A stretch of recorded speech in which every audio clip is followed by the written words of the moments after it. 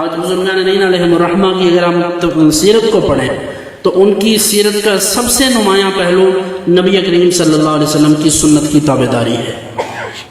آج ہمارے ہاں لوگ مزارات پر جب جاتے ہیں تو ان ساری چیزوں کو پیش نظر نہیں رکھتے، کیونکہ ہمارے نزدیک عقیدت، محبت یا بزرگان دین سے وابستگی کا کیا مطلب ہے؟ ہم یہ سمجھتے ہیں کہ جو پیر ہے اس کے ہاتھ چومنے ہیں، اس کے سامنے ہاتھ باندھ کے کھڑے ہونا ہے، اور جب ہم نے کسی کے مزار پر جانا ہے تو وہاں جا کے ہم نے مزار کو چومنا ہے، وہاں جا کر ہم نے وہ جو نمک ہے اس کو لینا ہے تبرک کے طور پر۔ ہمارے نزدیک یہ چیزیں ضروری ہیں، بس اس کے علاوہ کچھ نہیں، کہ یہ ساری چیزیں تو ہماری عقیدت محبت ہے، یعنی یہ چیزیں ایسی ہیں جو شریعت کی طرف سے ہم پر فرض نہیں کی گئیں، نہ واجب کی گئیں، یہ تو ہماری عقیدت کا حصہ ہیں۔ جن بزرگوں سے محبت کی وجہ سے ان کی قبر کو چومتے ہیں، کیا ان کی بات نہیں مانیں گے؟ یعنی انہوں نے ساری زندگی حضور علیہ الصلوۃ والسلام کی سنت کے اوپر عمل کیا، انہوں نے ساری زندگی لوگوں سے یہ کہا کہ حرام نہ کھانا، حلال کمانا، انہوں نے ساری زندگی وہی تعلیم جو احادیث میں موجود ہے کہ سود کا لین دین نہیں کرو، کسی کا حق نہ کھاؤ، کیا یہ سارا کچھ ہم نہیں کرتے؟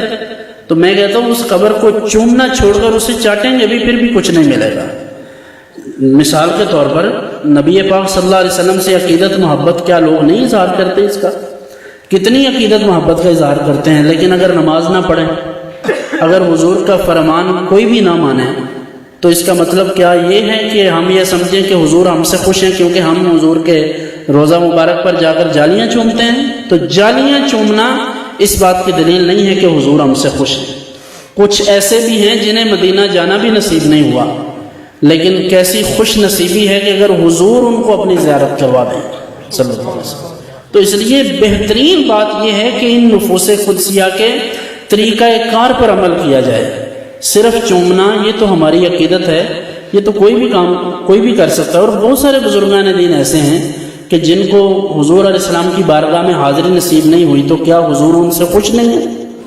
تو اس کا مطلب یہ ہرگز نہیں ہے کہ حضور ان سے خوش نہیں، بلکہ مطلب یہ ہے کہ وہ دور رہیں یا نزدیک رہیں، حضور صلی اللہ علیہ وسلم کی تعلیمات کو انہوں نے اپنایا ہے۔